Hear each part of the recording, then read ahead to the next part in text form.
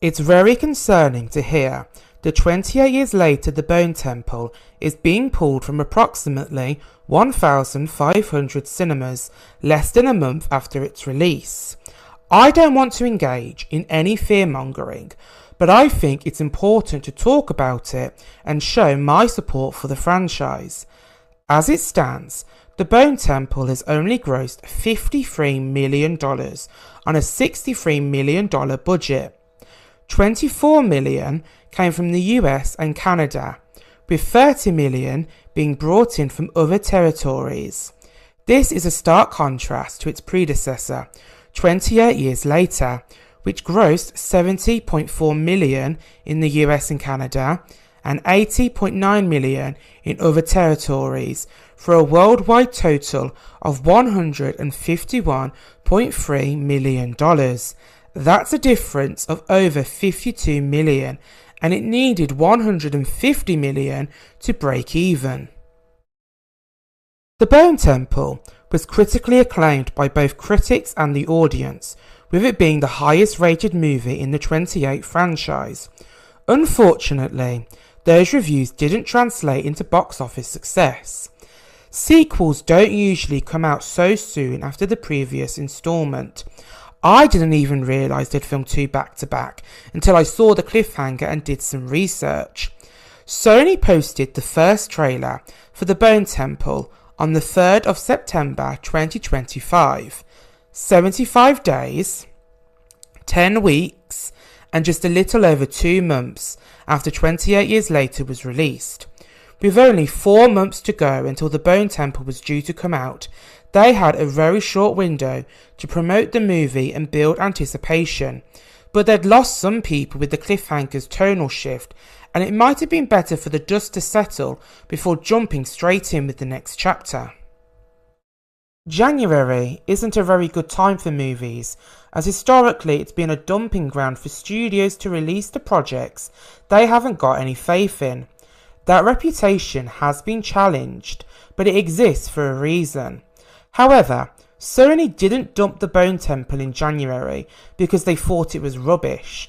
On the contrary, they greenlit the final movie in the trilogy after positive screenings, with horrors like Megan performing quite well in January, and with there being little to no competition, they seem to have believed this would be the right slot for The Bone Temple to thrive.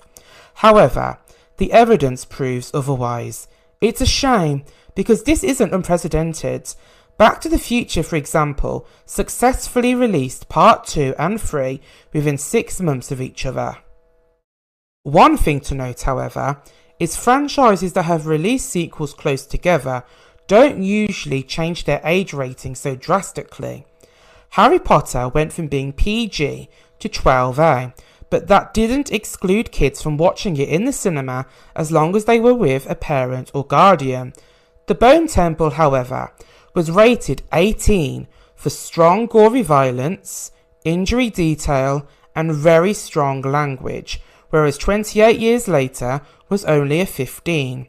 Only adults would have been legally allowed to buy tickets and watch the movie, and the audience pool was very small to begin with, so you've got to consider who's left out of the potential consumers. Do they know about The Bone Temple? Do they like 28 Years Later? Are they going to spend their hard-earned cash at the cinema or wait for it to come out on streaming? The odds were stacked against The Bone Temple for all these reasons and more, but hopefully Sony sees this as a lesson to be learnt, not an experiment to be cancelled. There is cause for concern. I can't deny that, as there's proof of diminishing returns. However, the fact that The Bone Temple has been received so positively, to the point it's considered the best in the franchise, proves that not all is lost. Good word of mouth may not have saved it in the cinema, but it should encourage people to buy it at home or stream it. Sometimes studios lose sight of what's really important when they've got investors and board members breathing down their neck. Playing the longer game and choosing legacy over profit could benefit them more than backing out now, even if it's not a conventional move in the capitalist playbook. In today's day and age, they can't expect instant results, and if they bide their time, the Bone Temple could recoup its losses through other means, even if it's not strictly financial. But if audiences suspect that the story won't be continued, they won't bother to watch it. So far, there's never been a traditional sequel to 28 Days Later that brought Cillian Murphy back as Jim. That is about to change with the final movie in this trilogy. He made a cameo in the Bone Temple to set it up, with Jim and his daughter Sam deciding to help Spike and Kelly, who are being chased by the infected, as the iconic In the House in a Heartbeat starts playing. Now we know that Jim, Selena and Hannah were never rescued and taken off the mainland, I need to see what happens next and how it all ends. It could spoil the rewatchability of the franchise if they cancel the trilogy here and cost them more money than if they take a calculated risk on another movie. Legacy, to me, is equally as important as profit. Anyone who makes a movie should want it to be the best version of itself, for it to change people's lives and be remembered for the right reasons. Enjoying the video? Why not like and subscribe so you don't miss out on the next one. If you want to support the channel, check out my Patreon or Ko-fi page. Links are in the description below. Something may not be the runaway success they hoped for because it was the wrong place, wrong time, but the quality should speak for itself. It could take weeks, months, even years, but studios can find themselves reaping the rewards because they made a great movie. That's why I implore Sony not to abandon this trilogy, despite the box office bomb. Don't just think about today, think about tomorrow. If they don't let Danny Boyle wrap up the story, they could shoot themselves in the foot by being too risk averse. The biggest successes in Hollywood have often come from studios taking a calculated risk, and with only one more movie needed to bring us a satisfying conclusion, is 50 million really going to put much of a dent in Sony's bank account?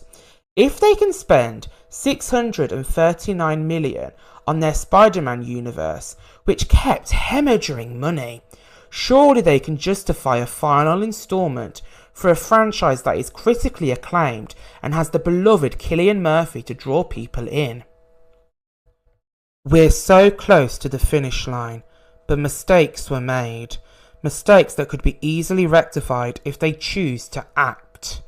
The Bone Temple's theatrical run may have been disastrous, but critics and audiences loved the movie. If they hadn't, I wouldn't be making this case, because I'm pragmatic. If a movie isn't successful, critically or financially, something clearly isn't working, and no one wants to invest more money in a failure. But the Bone Temple has only failed at the box office, and there are a few explanations with easy solutions. They've also got to consider that the next movie will benefit from a gap that will allow people to discover and reflect on the first two and look forward to the next one. 2028 would be a fitting release year, but 2027 is also possible, as it only took them 7 months after filming wrapped to release 28 Years Later. It would probably be better for them to release the last movie late next year, leaving at least an 18-month gap while ensuring the trilogy has received annual releases. They've got to avoid the franchise becoming culturally irrelevant without oversaturating the market, but we used to get yearly installments for franchises like Harry Potter and The Hunger Games, so it's a model that can work in the right circumstances. If they can, they should reduce the budget to 50 million at least to improve their chances of making a profit, as movies usually have to make 2.5 times what they cost the studio. The return of Cillian Murphy and possibly Naomi Harris as Selena will inject some nostalgia into the movie and make it feel like a must-see theatrical event. I'm hoping Danny Boyle and Alex Garland will be able to leverage the cliffhanger and setup to persuade Sony to let them conclude their trilogy with a few conditions, such as a lower budget. Until we hear more, We're just going to have to keep our fingers crossed, keep the conversation going, and wait and see what happens. But I think it'd be a very big mistake to close the book here, and we need to show Sony that we care. So spread the word, buy the movie, do whatever you can, and together we can make this happen. It's not too late. I've been Media Lord. Until next time, goodbye.